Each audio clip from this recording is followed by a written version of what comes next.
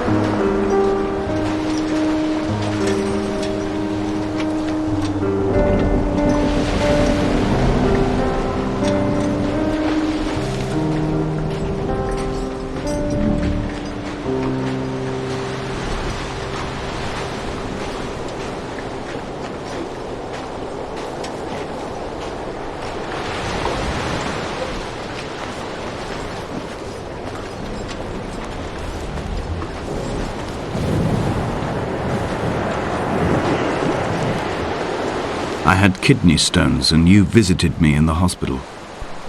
After the operation, when I was still half submerged in anesthetic, your outline and your speech both blurred.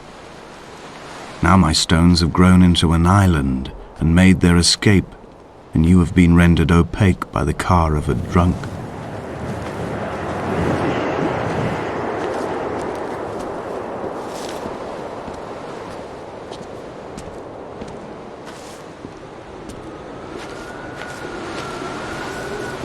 What charnel house lies at the foot of this abyss? How many dead shepherds could fill this hole?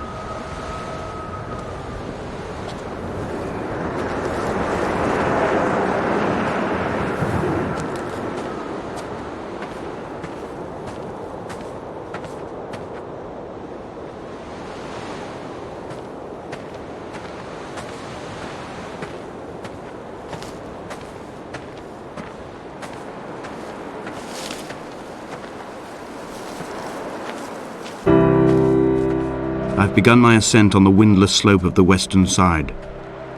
The setting sun was an inflamed eye squeezing shut against the light shone in by the doctors. My neck is aching through constantly craning my head up to track the light of the aerial.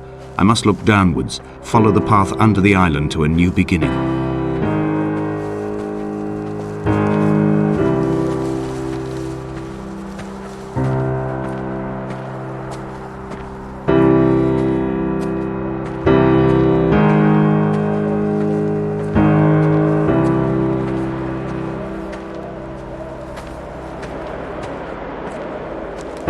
The bothy was constructed originally in the early 1700s. By then, shepherding had formalized into a career, The first habitual shepherd was a man called Jakobsen, from a lineage of migratory Scandinavians. He was not considered a man of breeding by the mainlanders. He came here every summer whilst building the bothy, hoping eventually that becoming a man of property would secure him a wife and a lineage. Donnelly records that it did not work. He caught some disease from his malcontented goats and died 2 years after completing it. There was no one to carve white lines into the cliff for him either.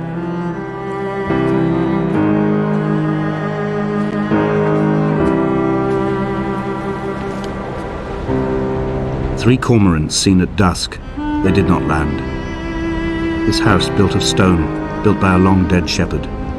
Contents: my camp bed, a stove, a table, chairs, my clothes, my books. The caves that score out the belly of this island, leaving it famished. My limbs and belly famished. This skin, these organs, this failing eyesight.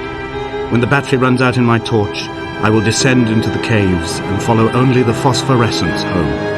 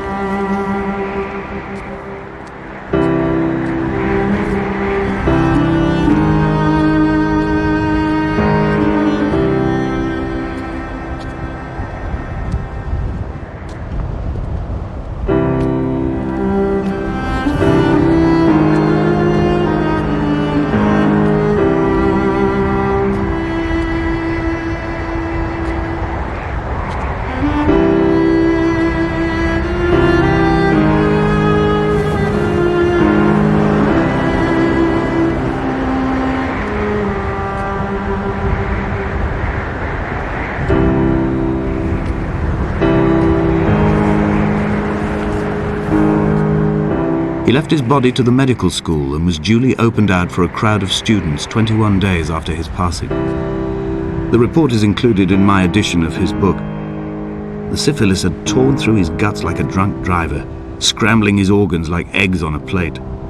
But enough definition remained for a cursory examination, and, as I suspected, they found clear evidence of kidney stones.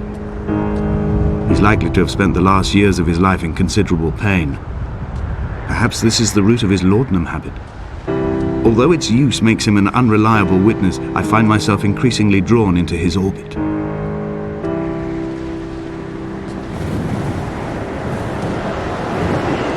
They found Jakobsen in early spring. The thaw had only just come. Even though he'd been dead nearly 7 months, his body had been frozen right down to the nerves and had not even begun to decompose. His fingernails were raw and bitten to the quick. They found the phosphorescent moss that grows in the caves deep under the nails. Whatever he'd been doing under the island when his strength began to fail is lost. He'd struggled halfway up the cliff again, perhaps in a delirium, perhaps trying to reach the bothy's fire before curling into a stone and expiring.